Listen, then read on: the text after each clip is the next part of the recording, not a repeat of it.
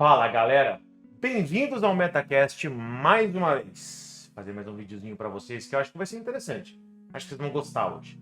Antes de qualquer coisa, não esqueçam, se vocês puderem, curte, compartilha, marca os amigos. E o mais importante, quando esse vídeo acabar, se você discordar, concordar ou pensar em alguma coisa que não foi falado sobre esse tema, não esquece de colocar aqui nos comentários, tá? O tema de hoje é falar da blockchain como avanço tecnológico, tá? Eu não queria chamar isso de vídeo crítica, mas eu queria usar esse vídeo para poder dar uma acordada em todo mundo, para quem ainda não percebeu algumas coisas específicas. E qual que é a temática na minha cabeça sobre o que a gente vai falar hoje? É o seguinte, não existe uma tendência infinita, existe um ciclo de tendências positivas e negativas, que quem consegue interpretar isso bem consegue ganhar muito dinheiro no mercado. A economia, de fato, é cíclica. Porém, o que faz com que esse ciclo se desloque para cima ou para baixo? Avanços tecnológicos, assim como em teoria micro e macroeconômica. Avanços tecnológicos fazem com que toda a expectativa de mercado, de maneira geral, suba ou desça. Então, em termos de, sei lá, primeira revolução industrial, segunda, ou o que você imaginar, se você for pegar o Japão como exemplo de evolução tecnológica, em robótica, entre tantos outros assuntos, eles estão num ciclo que está deslocado para cima em relação a outros países, principalmente países subdesenvolvidos como o nosso. Eu não quero ficar muito na base teórica, mas vamos lá. Eu vou trazer um exemplo para vocês, que tem totalmente a ver com o que a gente vai falar aqui e com a blockchain. A gente chama o avanço da blockchain, ou a gente linka ela com a Web3. Que é o Web 3.0, né?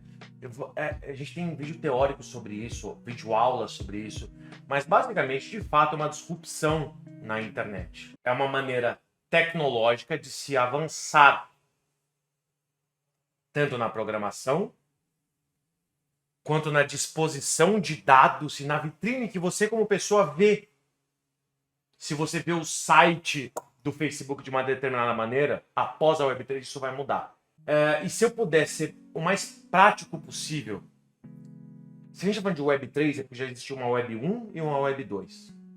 A Web 1, se eu puder ser extremamente simplificar ao máximo possível, era a internet onde você tinha uma disposição de dados. É como se você estivesse numa universidade e o professor estivesse te ensinando uma coisa que você não entende porra nenhuma e ele coloca só aquilo listado na lousa.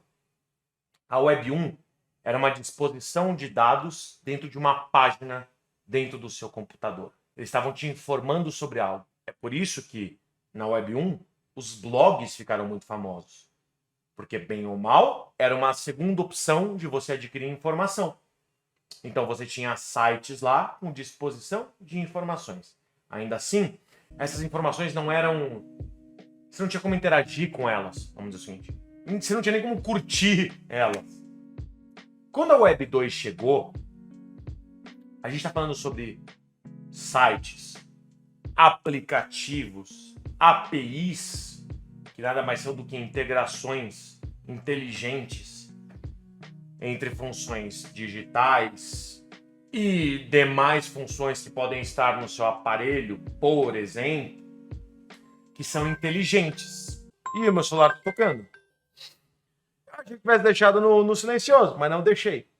Então, quando essa mudança ocorreu, é meio óbvio que todo mundo migrou para a Web 2. Porque não faz sentido que você fique na Web 1, que você tenha algo que seja travado, cujo seu leitor, consumidor, comunidade, que nem existia isso na época, ficasse travado e limitado a só ver algo. Como se você estivesse mandando um livro pro cara leia, foda-se.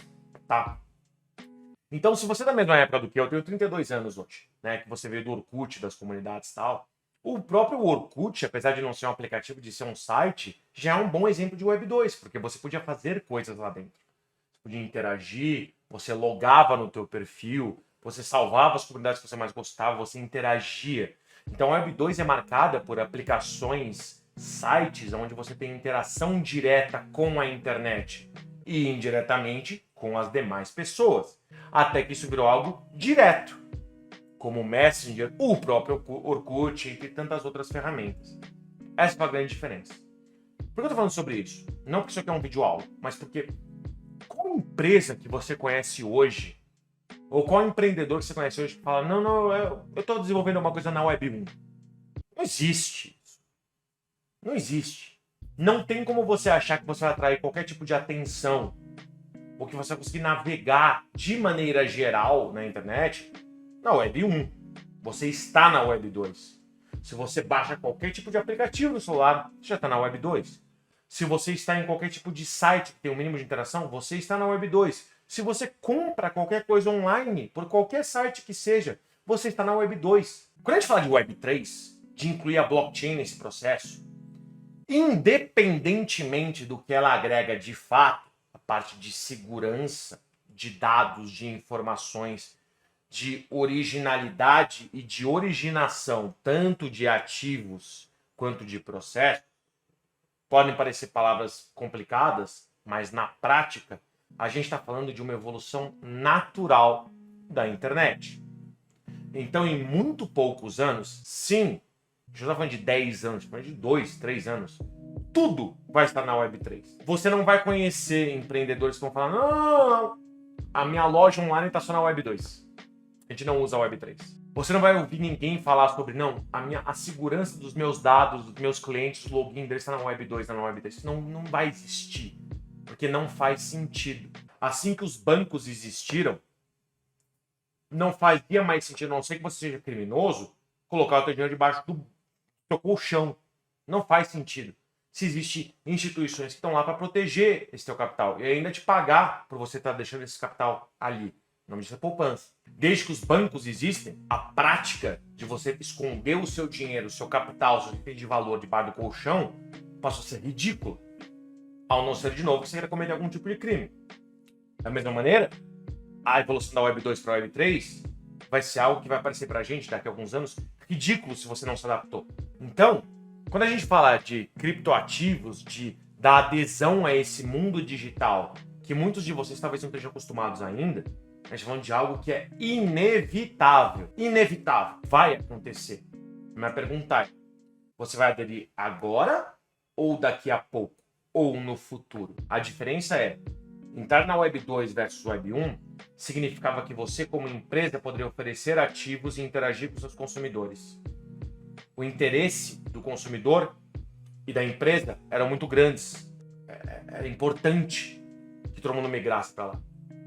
Agora a gente não está falando mais de importância. A gente está falando de necessidade. Se você migrar agora, tem uma boa chance de não só você estar extremamente protegido, mas você fazer um belo capital com isso, por ter se adiantado.